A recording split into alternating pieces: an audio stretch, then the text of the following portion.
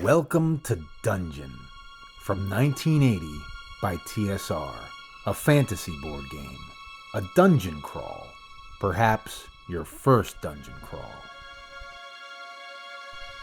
It is I, the brave adventurer about to knock on the door.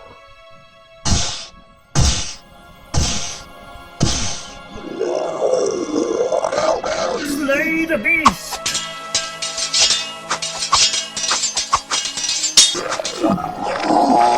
Cast the spell, wizard! Fireball! Kill monsters, steal their loot, and navigate the corridors of Dungeon, where you can let your imagination take the lead.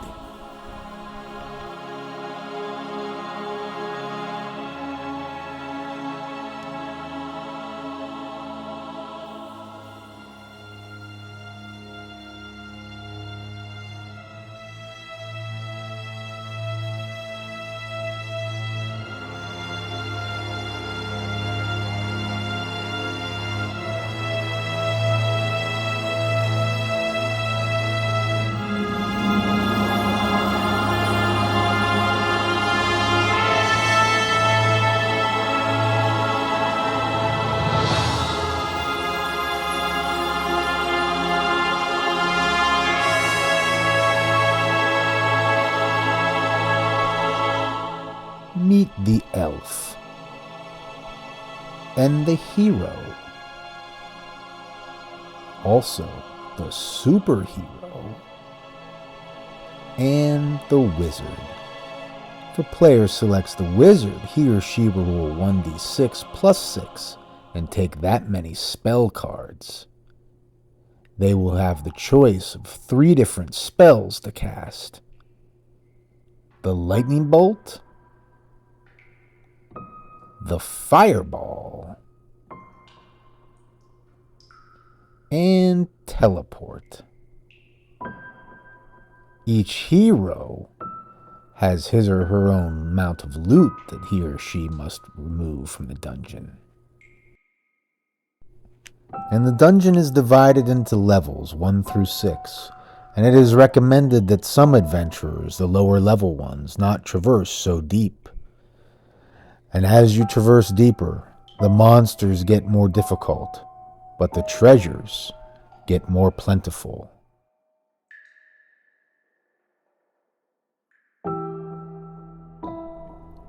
Movement for the adventurers is up to 5 spaces each turn.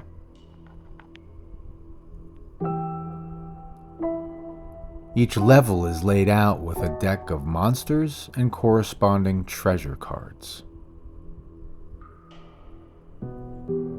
A closer inspection of the dungeon reveals that there are secrets, like secret doors indicated by these hashed marks.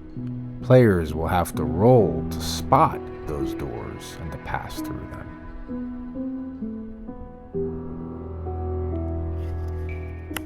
And when an adventurer arrives inside of a room, the adventurer will pull a monster card. And as you can see on the right column of the card indicates the number, the value of 2 dice that adventurer must roll to defeat that particular monster. And as an adventurer goes deeper and deeper into the depths of the dungeon, the monsters get more difficult.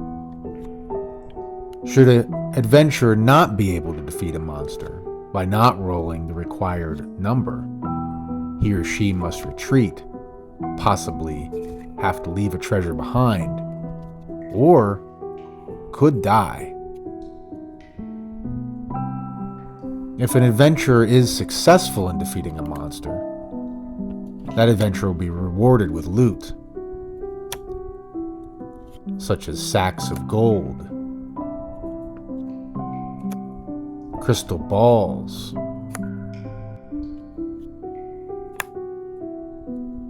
the more difficult the monster and the deeper in the dungeon, the loot becomes of much more higher value. Adventurers may also find abilities such as being able to pass through secret doors without rolling, or the magic sword giving you a bonus to your attacks. Instead of finding a monster inside of a room, an adventurer may stumble upon a trap. Perhaps they will lose a number of turns, or as in this one, must descend to a deeper level of the dungeon. In this scenario, the superhero is facing off against a hobgoblin. It only requires a roll of 3 to defeat this monster. The adventurer rolls and rolls an 8, defeating the monster. The adventurer then will receive, by drawing from the treasure deck corresponding to that level, a treasure card, and will place that in their hand. Each room may only contain one monster, so once a monster is destroyed from a room, an adventurer will mark it with a ripstone token. Within this room, the superhero finds himself matched against a disgusting black pudding, requiring a whopping roll of 12 by the hero to defeat it. Clearly, the hero does not win the battle and will be forced to retreat and drop a treasure. The superhero has decided to leave a sack of coins behind in that room upon retreat. Those cards will be placed together, and an indicator token with a number will be matched to those cards and laid on the outside of the game board, and the other corresponding number to that room, so that when another player goes into that room, they know which monster and treasure there is.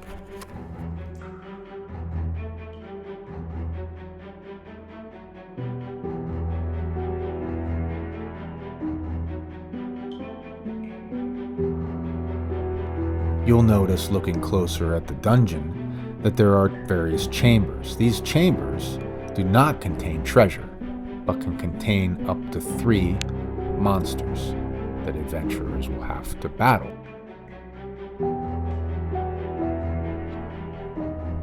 Over time, the dungeon will develop into something like this. The remnants of monsters once have been, and the player who has received and found all of their needed treasure returns to the starting point, the main staircase, to show that they have collected all the necessary loot needed to win the game. If you and your board game party or family is looking for something light, maybe an introductory to Dungeons & Dragons, Dungeon has been made into various editions over the past decades. It's definitely worth a try.